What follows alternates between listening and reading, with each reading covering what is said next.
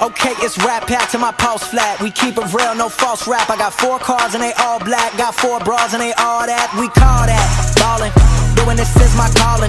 Flow is so appalling. My phone off and she calling. I'm like, yeah. What's going on YouTube, and welcome back to Nth-Level Entertainment, the most awesome series, comic book and movie related YouTube channel in South Africa. I am your host, Z the Entertainer, and today we're going to be reviewing Arrow Season 7 Episode 4, Level 2. So, as those of you who've been following the Arrow series now know, is that the current story arc that these early episodes are dealing with is Oliver being in prison. Which was the result of how things ended at the end of the last episode in season 6. So he's been going through a quest of trying to find a way not only to keep his family safe by honoring the deal that he made with the FBI by going to prison, he's also now trying to find a way to actually get out of the prison and how to sort of continue surviving while he's there. So he's come across some information from Brick, I think it was, from the previous episode, that the person that he is looking for to get the piece of information that he needs is on level 2.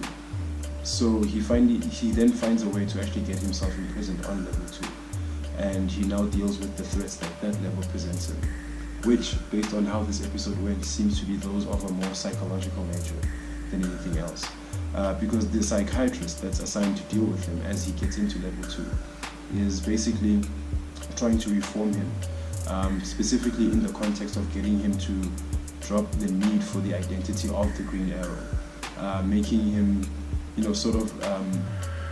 how can I put it, convincing him to believe that it's something that he made up to deal with an unresolved issue, more than it being a symbol of hope or safety or protection for the city, because that's what the Green Arrow's mission is. So it was quite an interesting one. We saw Oliver have to come face to face with certain personal demons that he hasn't quite dealt with. And the psychologist managed to manipulate the interview to go in a way that not only was he reliving his origin as to how he lost his father way back in season 1, he revisited that moment, but under the context of him being in his father's place and William being the one that he has to sort of try and save and make sure that he actually continues on and survives. So it was a detachment from what we're used to. I mean, there still was some action going on. Team Arrow, the rest of Team Arrow, which were outside, were still trying to figure things out as well under their own capacity. Dinah Lance was doing what she could do with the police. Wild Dog was helping out where he can. John Diggle from Argus was doing what he can as well. And Felicity was the glue kind of holding them all together, in that she was hell-bent on getting rid of Diaz, so that they no longer have to have a threat to worry about and they can continue living on their lives. So it was nice how we saw the other characters have to sort of, exist and function under the leadership of Felicity as opposed to Oliver, and how she now finds herself in a position where at first she used to be mainly tech support for Team Arrow, but she was now in a leadership position because Oliver's not there, but she still has a mission that she would like to see fulfilled. So it forced her to now have to put herself into the leadership position, for the reasons of meeting her goals and having to work with them and dealing with that dynamic sort of being established and dealt with and all that. So it was a very interesting episode, specifically in terms of character development and story. Again, it wasn't a very action-heavy episode, despite the fact that there was some action in amongst the scenes. But I give it kudos on the fact that they detached from their regular formula to try something different, and that thing that they tried different worked well. In my opinion, that's making it a more character-focused or oriented story arc than action that we're used to seeing in a comic book superhero vigilante series. So yeah, I enjoyed that episode.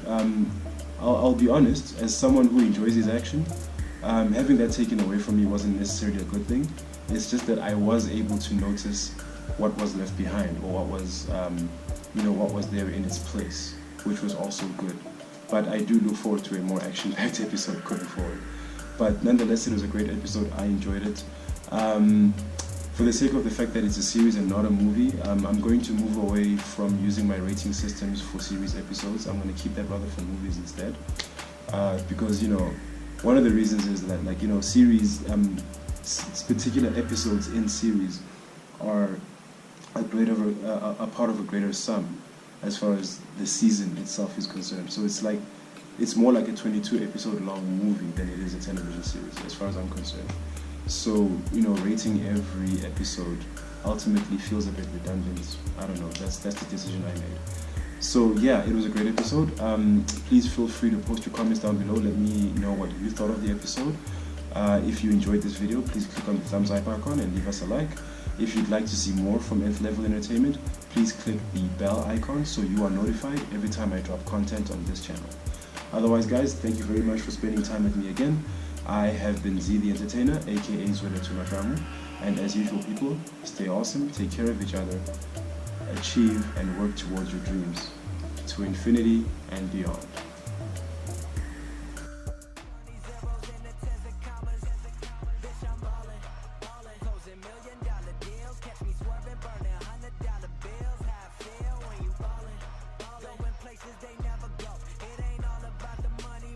Hey guys, thanks a lot. If you want to see some more from us, click here or click here.